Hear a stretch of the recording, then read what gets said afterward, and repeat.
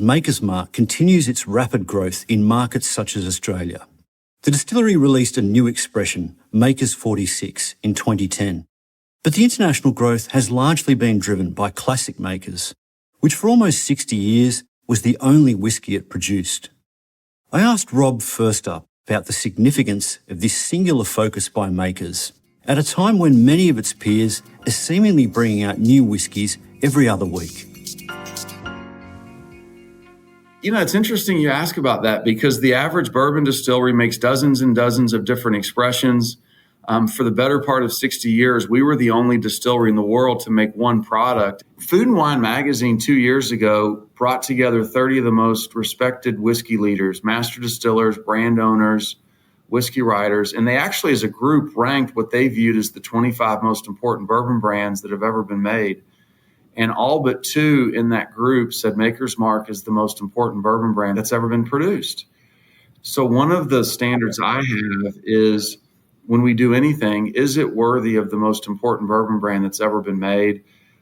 We want to innovate. We want to push flavor boundaries. We want to release new things that we think our customers would be interested in, but it needs to be of a certain standard. One thing I heard your father say recently was that Maker's Mark has never sourced and never sold. And I think that what that must mean is we've never sourced whiskey and we've never sold whiskey to other people that they can bottle under their brand. 96% of bourbon comes from Kentucky. And I think to my knowledge, I think we are the only distillery in Kentucky that has always only ever been a single source of supply.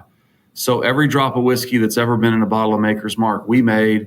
And if you were standing inside our distillery today, we could look you in the eye, and every single drop of whiskey made at our distillery has always only ever been in a bottle of Maker's Mark. Have there been times when it's been tempting to go down that path to fulfill growth? Well, you know, for the first 30 years, we had no customers. I mean, literally all of our customers were here in Kentucky, and were it not for Kentuckians, I don't think Maker's Mark ever would have survived. And thankfully, here in the home of bourbon in the very beginning, many Kentuckians fell in love with this idea of a more elevated bourbon. But there was this awesome moment of discovery in 1981. And we think it was the first time ever that the Wall Street Journal center column front page featured a story on a privately held company. And the Wall Street Journal told this story of a quirky little distillery in Marion County, Kentucky, that goes against the grain to make its mark. And the Wall Street Journal said Maker's Mark is a model of purposeful inefficiency, which was exactly the way our founders thought about everything. The goal was never to be the biggest, but you had a craftsman and his wife with an overriding commitment to the vision. But since that moment in time, we've had more demand than supply every year, and we've sold every single drop of available bourbon every single year. But I can share with you, given Trent's leadership and the opportunity and the passion from Australians for an elevated bourbon, that Australia is very much an important part of our business today and the future of what we'll create, which is pretty exciting. Maker's Mark is definitely playing a really active role in reshaping the bourbon category within the Australian marketplace, and it's something we're immensely proud of. We know Australians love bourbon. It's the drink of choice for spirits drinkers within the Australian marketplace. To have Maker's Mark as the fastest growing bourbon brand or fastest growing whiskey brand, is an amazing result. We're now approaching sort of about 10 share of the bourbon category in the full bottled spirits, which is a long-term goal or aspiration we set, and we're very much, ahead of plan in that regard. Now, I think it was 11 years ago that Maker's 46 was introduced. How much has that product contributed to your growth since then?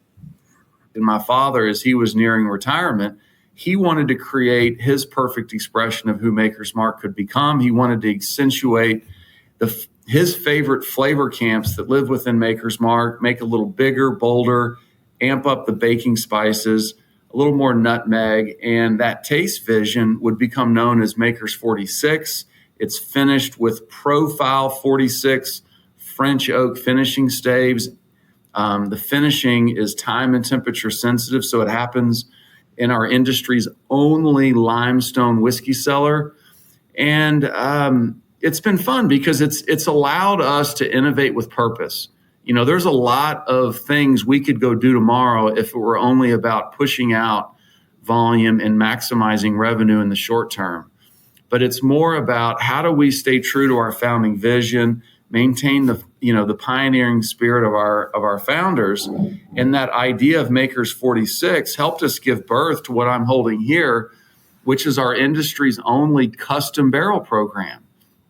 We started asking ourselves, what if we let the leading restaurants and bars of the world in faraway places like Australia create their perfect expression of who Maker's Mark can become? So this year, we will have 1,850 global restaurants, bars, package stores who make the pilgrimage to Kentucky and literally design their perfect expression of Maker's Mark through our private select program. The growth of Makers 46, has any of that kind of cannibalized, the main product, or has that all been on top of the growth of the original Maker's Mark? In Australia, definitely on top. Yeah. It's all incremental. We cherish every drop that we can offer to Australian consumers, much like our luxury Japanese whiskey portfolio. So we balance that across Maker's Mark Red Top, or the core brand, Maker's Mark 46, and then very selective with private select and the accounts we partner with that. But yeah, Maker's Mark, we struck a chord with Australian bourbon and whiskey lovers more broadly.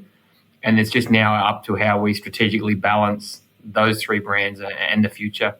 We will do more with Makers 46 over the next 3 years, now that we've sort of built a groundswell or a longer tail of sort of infrequent users of Maker's Mark.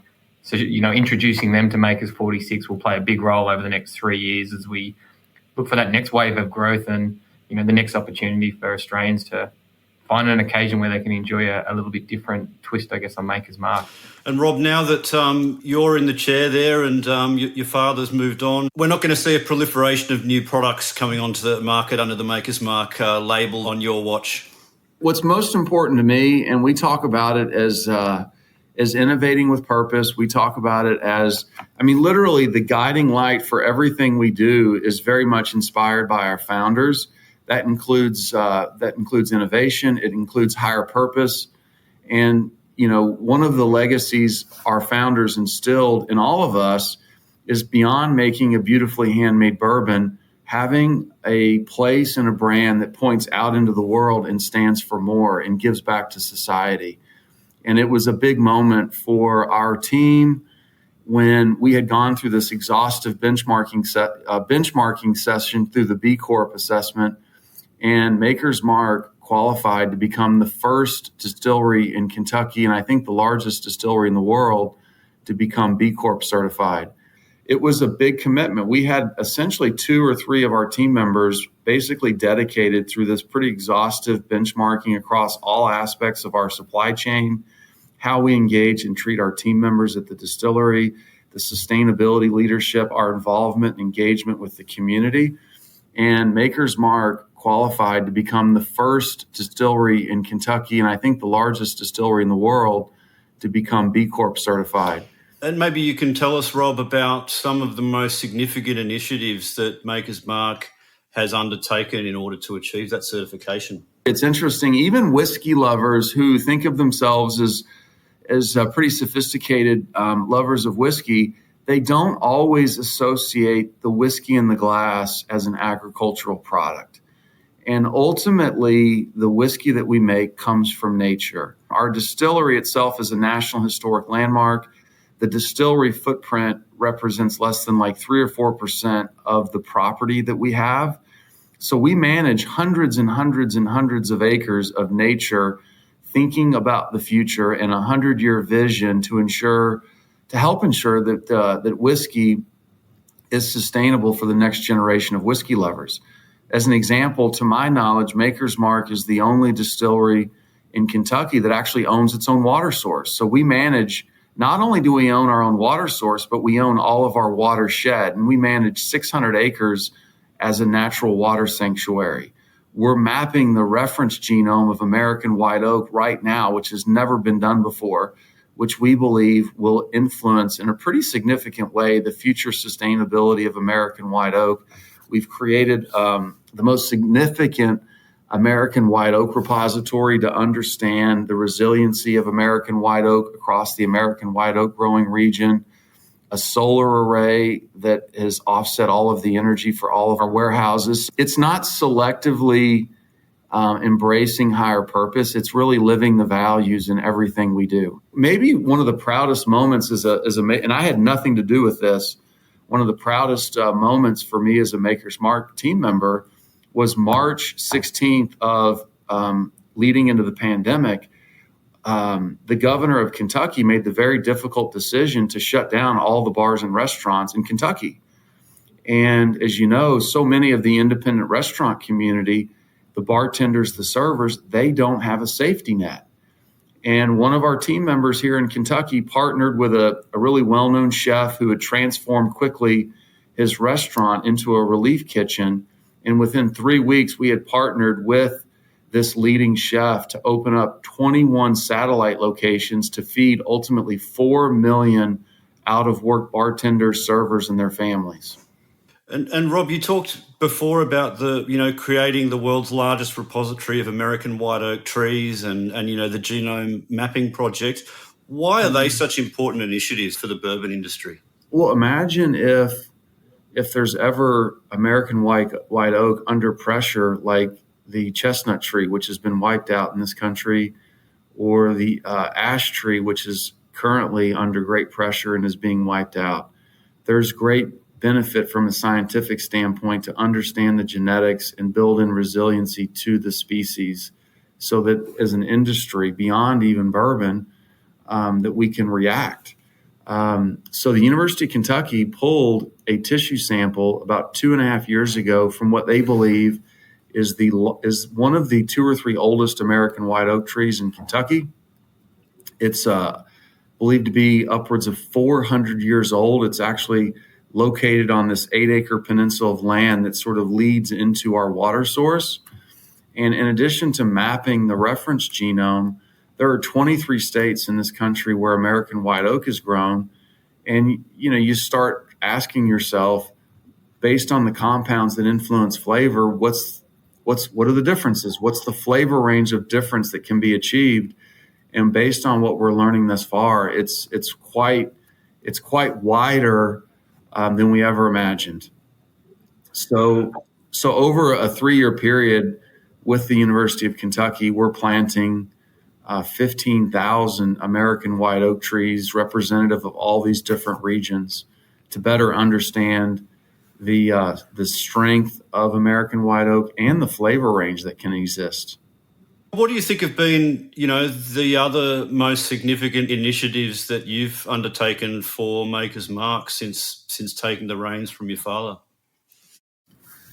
I spend most of my time thinking about our team, the engagement, the culture, the higher purpose, innovating with purpose, working with important leaders like Trent, thinking about this global ambition, expanding the distillery in a way that stays true to my grandfather's vision. And then what's it look like for this brand to really make a difference in the world?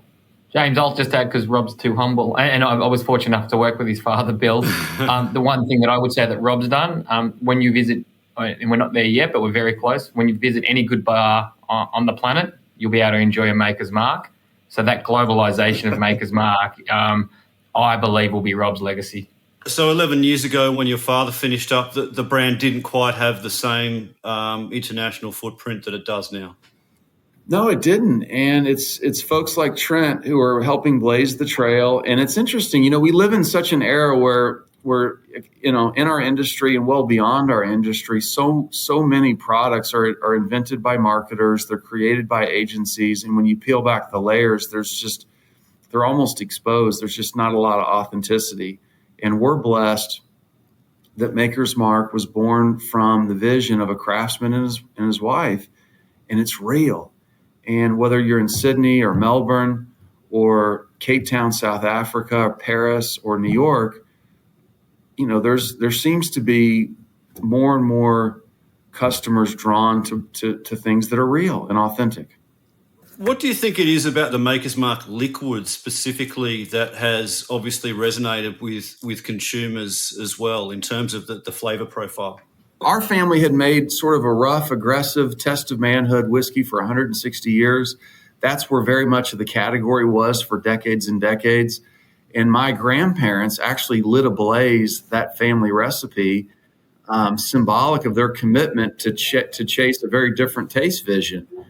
And, my grandfather's taste vision when he set out to create what would become Maker's Mark was to create a rich, creamy, full-flavored, balanced bourbon, a full-strength bourbon straight out of the barrel that you could hold on your palate or hold on your tongue without blowing your ears off.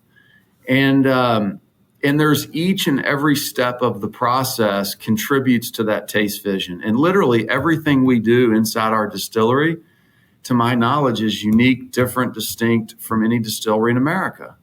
And I, that's really what I'm proudest of, and I know our team is really proud of, is that we have maintained the purposefully inefficient process and remain true to that taste vision. And it's just, so some of these whiskeys are interesting, but you almost have to work hard to like them. And Maker's Mark, you don't have to work hard to like. And that does start with the mash bill as well, doesn't it? There's no rye, so it does kind of make for a softer bourbon expression. Yes. Is that correct? So many of the bourbons had always used rye as a flavoring grain. Our family had used rye for hundreds of years. And one of the reasons my grandparents attributed American whiskey and bourbon in particular to being a little abrasive, a little bitter on the palate, was rye is the flavoring grain. And it's much like you think about the flavor range of rye bread. Rye bread celebrates spice, but it can be a little abrasive. So my grandparents actually baked loaves of bread in the family kitchen, experimenting with different potential flavoring grains before deciding to use soft red winter wheat as the flavoring grain. And if you were on site with us at Star Hill Farm today, we actually have 35 different varietals of wheat that we're partnering with academia to really understand the flavor range that we can achieve through wheat as a flavoring grain. And then what's the influence of regenerative farming on ultimately achieving flavor? How much has the production process evolved at Maker's Mark from a technical standpoint? I'm going to assume that when the brand was created, that you wouldn't have had the same level of sophistication around controlling all of your processes, and obviously technology's come a long way since then. It's a balance. I mean, I think if you were to open up, we have the very first bottle of Maker's Mark signed May 8, 1958, and if you were to open that bottle today, I believe it would taste very, very similar to what you would find on the back bar in Australia. So we embrace technology where it can help us manage our taste standard across all aspects of flavor generation. But ultimately, when you see the word handmade on the label of Maker's Mark, what handmade means to us is full sensory engagement of our team members. So there are distilleries, breweries all over the world today where you'll have over automation, one person, computers, pushing buttons, making whatever it is they're making. And we have a little bit of that, but we still have human involvement and it's full sensory engagement. Managing consistency really resides with our tasting panel, 25 individuals, 18 women, 7 men, but we taste Maker's Mark 5 times before we bottle. So we're tasting off the still as it goes in the barrel, through the rotation of the barrel in the maturation process, and then ultimately we bottle to taste. But Rob, you described the level of sophistication around your ingredient selection, for example, in relation to the wheat. What about your oak selection process? Because I imagine that would have really evolved and become more technical and specific over the years also. Not a whole lot. I mean, if you were with us on the cooperage that we buy all of our barrels from is 9 miles from the distillery.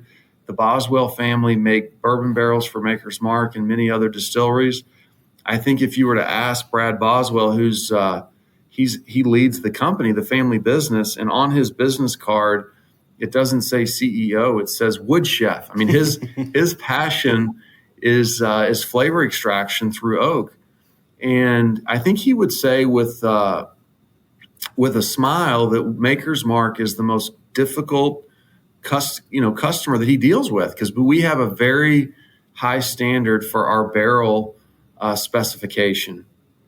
All of the American white oak that we use that will ever become a Maker's Mark barrel is seasoned for a year, and that natural seasoning of the oak leaches out the tannins in the oak. The way you taste tannins in the wood when it comes together with the whiskey is a little abrasive or a little bit of bitterness. And as we discussed, our founders wanted to get the bitterness out of the whiskey. We have a higher quality oak, so there's fewer knots in the barrel. We have thicker heads, and ultimately that's about recovery, because we lose about 25% of what starts in the barrel through the angel share. Now, tell me about, how things are going in Kentucky generally with, the Bourbon Trail, which I think your family was kind of pretty integral in establishing that many years ago. And now I'm sure there's a lot more stops on the Bourbon Trail than there would have been back then, with all the new distilleries that have sprung up. So I'm just interested to know how the bourbon scene's evolved there. It's so energized. It's exciting for Kentucky. Kentucky's distinctive culture is bringing in so many customers, consumers from all over the world to experience bourbon. And my dad actually shared with me a bit of bourbon trivia that I had never heard before. But coming out of Prohibition from 1933 to 1990 in Kentucky, there was only one new licensed distillery in Kentucky, and it was Maker's Mark. Last year, there were 10 new licensed distilleries in Kentucky. Since my father retired 11 years ago, there have been 90 new licensed distilleries opened in Kentucky. And my grandparents just thought differently about the place. And it was my grandmother, Margie Samuels, who said, let's not design the distillery like a factory, like an engineer would traditionally design a manufacturing site. She said that if the place were to celebrate the values of his handmade bourbon, that the place would become the soul. So she set everything up. She designed each and every step of the process thinking about swinging open the doors to let friends come experience it. And we hosted guests formally at Maker's Mark for the better part of 30 years before the next distillery began to host. But today, there are dozens and dozens of distilleries on the Kentucky Bourbon Trail. The Kentucky Bourbon Trail is rebounded coming through COVID and hosted record visitorship in 2021. And it's just our vision for the Maker's Mark Distillery on Star Hill Farm is to become the most culturally rich, endearing, and environmentally responsible home place of any brand in the world. And it was my grandmother who said that since we're a little off the beaten path and we're a little more challenging to get to, that it's always important that we work hard to exceed expectations. Fantastic, Rob. Well, thanks so much for your time. It's been a really fascinating chat. Thanks, James.